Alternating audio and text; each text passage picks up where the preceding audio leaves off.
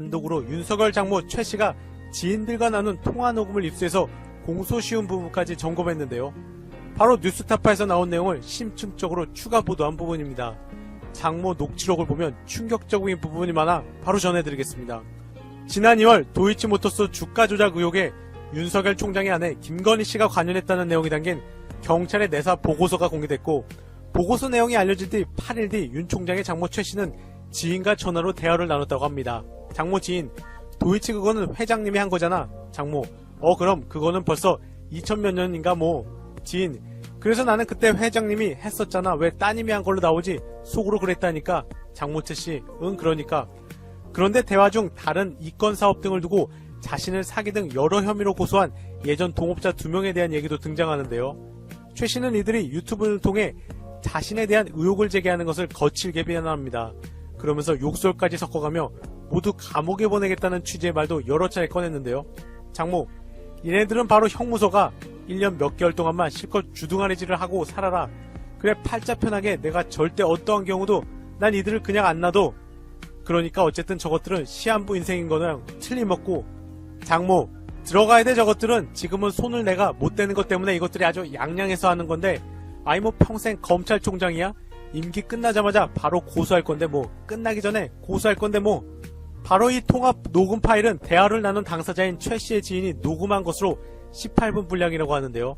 이 지인은 제3자에게 녹음 파일을 전달했고, MBC는 이 3자를 통해 입수했다고 합니다. 이쯤 되면 윤석열 총장은 내려와야 할 것 같은데요. 이런 지경까지 왔는데 검찰은 뭐하고 있는지 검찰개혁이 심각하고 공수처를 빨리 설치할 것입니다. 거기다 MBC가 보도 후 기다려봤지만 역시나 이걸 보도하는 언론은 없는 상황인데요. 뉴스타파와 MBC 외에는 저들이 고소한다고 하니 무서워서일까요? 황당한 상황입니다. 공소시효 끝나 괜찮다? 법조계 안 끝났다. 후속으로 MBC는 공소시효가 끝나서 괜찮다는 말에 주목했는데요. 관련해서 MBC는 이 사건의 시간 흐름을 분석하고 관련법을 검토한 결과 공소시효가 끝난 게 아니라 아직 몇 달 남아있는 것으로 확인됐습니다. MBC, 2011년 3월을 기준으로 봐야 하기 때문에 공소시효는 2021년 3월, 즉 최소 6개월이나 더 남은 겁니다. 최 씨 말대로 딸이 아니라 자신이 관여한 건지, 경찰의 의심대로 딸 김건희 씨가 개입한 건지 규명해야 할 부분이지만 계좌를 빌려준 것만으로도 분명한 수사 대상입니다.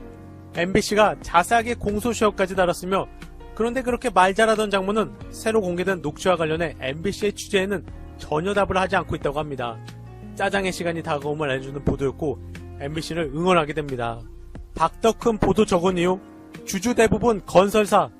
이상하게 박덕흠 의원이 궤변 기자회견을 했고 비판할 게 너무너무 많았는데 언론사들이 눈 감아주고 기사도 몇 개 안 나는 상황입니다.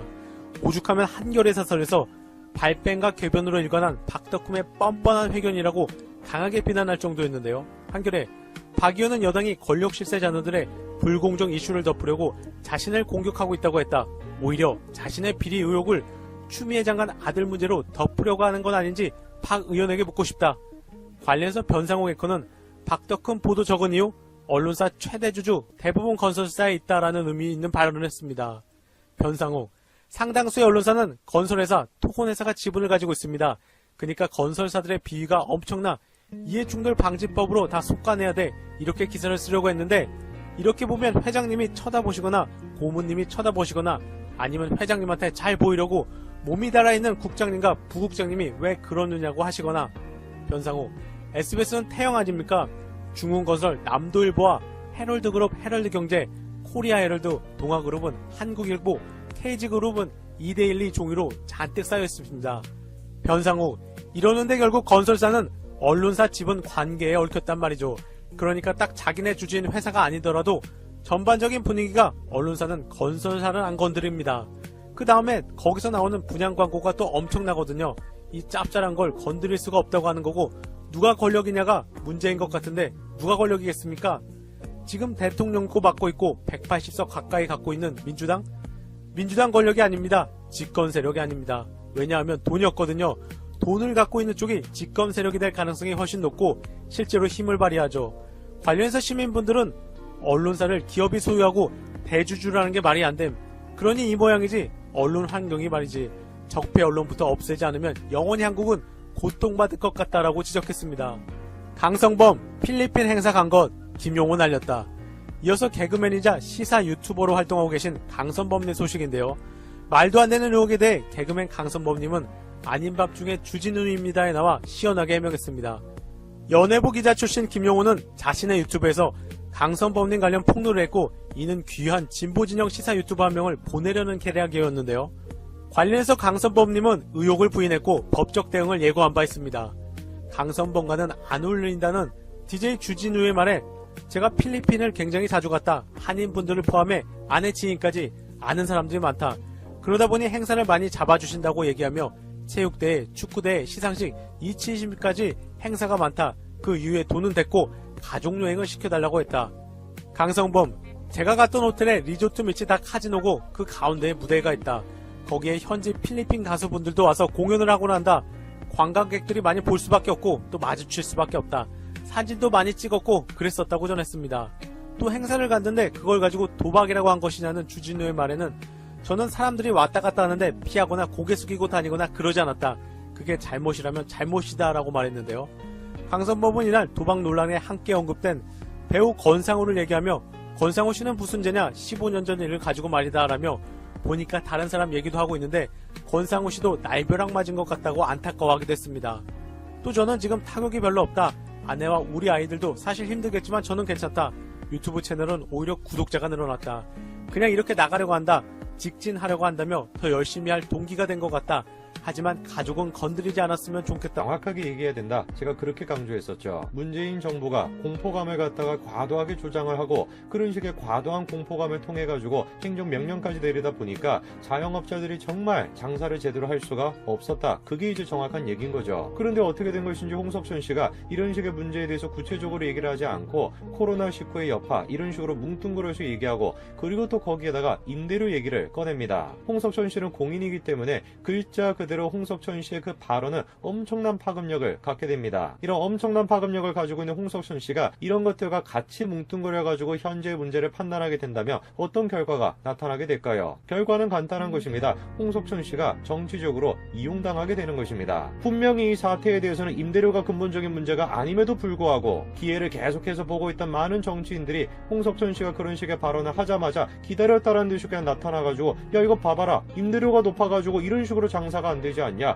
홍석천 씨조차도 이런 식으로 하소연을 하지 않냐, 이렇게 얘기를 하는 겁니다. 정치적인 이념에 따라 가지고 공인이라고 하는 사람이 현실 문제를 갖다가 자기 입맛에 따라 가지고 진단하게 됐을 때 어떤 결과가 나타나는지 오늘 저는 영상을 통해서 그 점을 지적해 보고자 합니다. 같이 한번 보시죠. 홍석천 씨가 일전에 자신의 인스타그램에 이런 식의 장문의 글을 올렸습니다. 이태원에서 18년 동안 식당을 하면서 보냈지만 이제는 좀 쉴 때가 됐다라고 하면서 마지막 남아있는 가게 마이첼시가 문을 닫는다라는 것이었죠. 홍석천 씨가 자신의 인스타그램에 저런 식의 글을 올리고 나니까 많은 사람이 안 됐다, 안타깝다, 힘내세요라고 하면서 많은 댓글을 달았습니다. 그런데 사실 위로의 대상이 돼야 되는 거는 홍석천 씨가 아니라 일반 서민들이죠. 홍석천 씨 같은 경우는 연예인이기 때문에 금방 저런 위기에 빠진다라고 할지라도 제기할 수가 있습니다만 일반 서민들 같은 경우는 그런 거는 꿈도 꾸기가 어렵습니다. 그래서 그랬던 것일까요? 해당 기사의 댓글을 보게 되면은 민심은 별로 좋지 않은 것 같습니다. 너무하다라는 것이죠. 일반 서민들의 염장을 지금 지르는 소리라는 것입니다.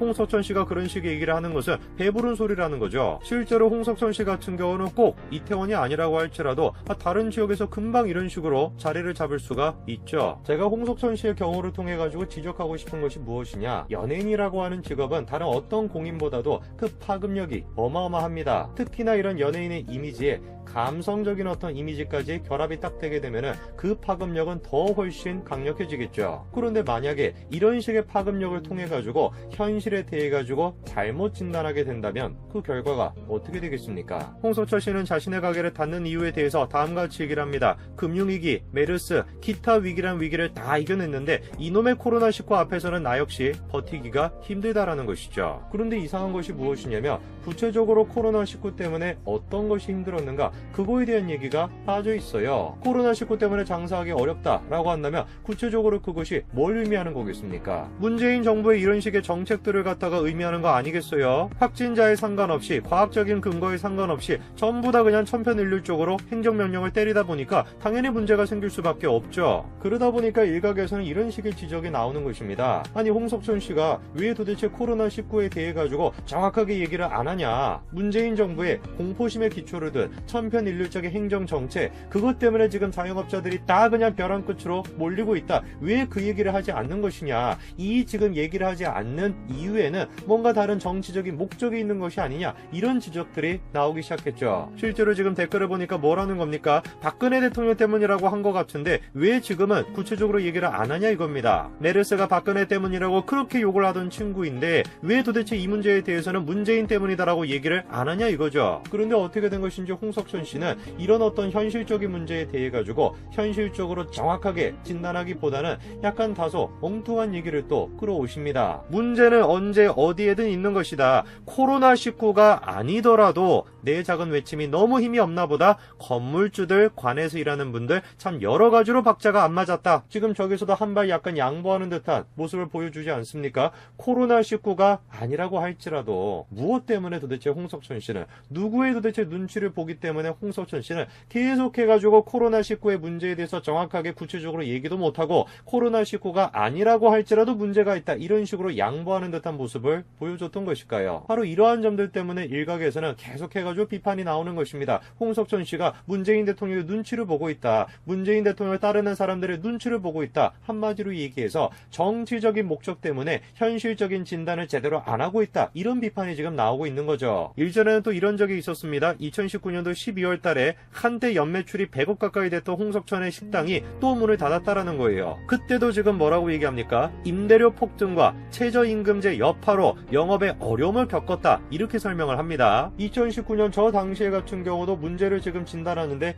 임대료와 최저임금 두 가지를 얘기하지 않습니까? 솔직하게 얘기를 하면은 대한민국의 임대료는 선진국에 비해 가지고 그렇게 높은 수준은 아닙니다. 근데 그 문제 같은 경우는 차치해 놓는다라고 할지라도 당시 문재인 대통령이 최저임금을 갖다가 현실적으로 얼마로 올려야 되는가, 이런 것들을 고려하지 않고 마구잡이로 그냥 이념에 빠져가지고 올렸던 그 당시 아닙니까? 그때 수많은 자영업자들이 하소연을 했습니다. 이런 식으로 지금 최저임금을 올리게 되면 우리 진짜 큰일 난다, 모두가 다 하소연을 했죠. 그런데 저때 당시도 마찬가지고 마치 홍석천 씨는 최저임금이 근본적인 문제가 아닌 듯이 뭔가 부가적인 문제인 것처럼 그런 식으로 또 얘기를 하세요. 이후에 홍석천 씨가 김어준의 뉴스공장에 출연했습니다. 그러면서 뭐라고 해명을 했냐면은 홍석천이 가게를 닫은 것은 최저임금 인상이 직접적인 이유가 아니다, 이거를 분명하게 했다라는 것이에요. 이거는 일종의 현실에 대한 왜곡을 하는 것입니다. 그리고 이런 식의 왜곡 자체가 어떤 정치인이 한다라고 한다면 그나마 파급력이 적을 수도 있어요. 그러나 홍석천 씨 같이 대중적인 어떤 인기를 얻고 있고